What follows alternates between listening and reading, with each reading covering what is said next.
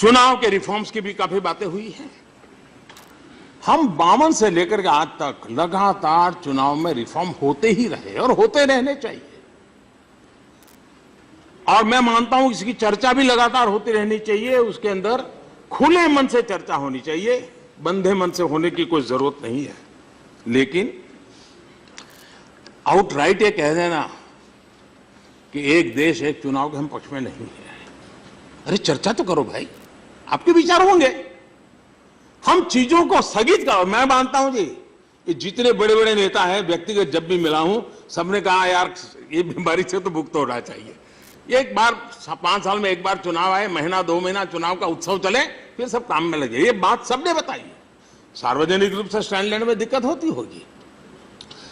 क्या ये समय की मांग नहीं है कि हमारे देश में कम से कम मतदाता सूची तो एक हो? पहले 18 और 21 दो मतदान के अलग अलग होने के कारण अब 18 सबका मतदान है।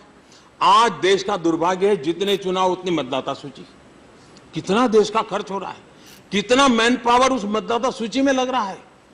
राज्य और केंद्र मिलकर के कानून बनाए और तय करे भाई एक ही मतदाता। और मैं बताता हूं, पंचायतों के चुनाव वाली मतदाता सूची होती है, उसमें एक भी मतदाता छूटता नहीं है, क्योंकि वहां एक एक वोट की कीमत होती है कि 30-40 वोट से हार जीत होती है।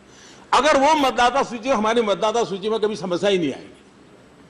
उसी प्रकार से पोलिंग स्टेशन, मतदाता को हर बार याद करना पड़े, मेरा उसको पता होना चाहिए तुम्हारा पोलिंग स्टेशन यही स्कूल का वो कमरा है तुम्हारा। हमेशा ये व्यवस्था क्यों विकसित नहीं हो सकती? और इसलिए इलेक्शन के रिफॉर्म्स अनिवार्य है, कर होने रहने चाहिए, लेकिन हम ये मान के चले। अच्छा, हमारे देश में पहले एक देश एक चुनाव होता था जी, ये 92 में गड़बड़ होने के बाद डिरेल हुआ है, और उसका सबसे अधिक बेनिफिट आप लोगों को मिला है। और आप आज उस विरोध, कुछ लोग ऐसे तर्क देते हैं जिस तर्क में कोई दम नहीं। कहते हैं मतदाता ये कैसे निर्णय करेगा। अभी उड़ीसा सबसे बड़ा उदाहरण है। उड़ीसा में ग्रामीण इलाका ज्यादा है। उड़ीसा एकदम बहुत ही विकसित और ऐसा तो राज्य नहीं है भारत के जो जिन राज्यों को अभी भी विकास के राह में लाने के लिए मेहनत करनी पड़े, ऐसे राज्यों में से वहां के मतदाताओं ने लोकसभा के लिए एक मतदान किया, विधानसभा के लिए दूसरा मतदान किया। इसका मतलब हमारे मतदाताओं को एक ही समय विवेक बुद्धि का पूरा है। मैं तो कुछ तो सीटें ऐसी है कि जहां नीचे की सारे असेंबली सीटें विधानसभा में गई बीजेडी को और लोकसभा उन्होंने बीजेपी को दी। ये मैच्योरिटी हमारे देश में, हम उनका अनादर कर रहे हैं। कुछ लोग कहते हैं ये कैसा भ्रम फैलाया गया है कि अगर 7 चुनाव होंगे तो रीजनल पार्टियां खत्म हो जाएगी।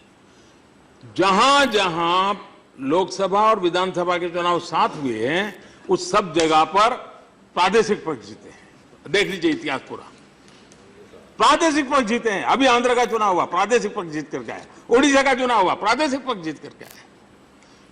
देश के मतदाताओं के समझ आए, हम उनकी समझ पर शक न करें।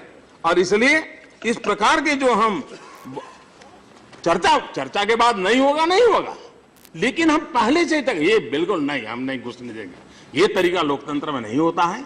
खुले मन से बात होनी चाहिए, हर प्रयास का स्वागत होना चाहिए, प्रयास के अंदर हम अपनी भूमिका बतानी चाहिए। लेकिन हम पहले से ही दरवाजे बंद करें तो कभी बदलाव नहीं आता है। और भारत के मतदाता का नीर क्षीर विवेक जो है, उस पर हम कभी भी शक न करें, ये मेरा मत है।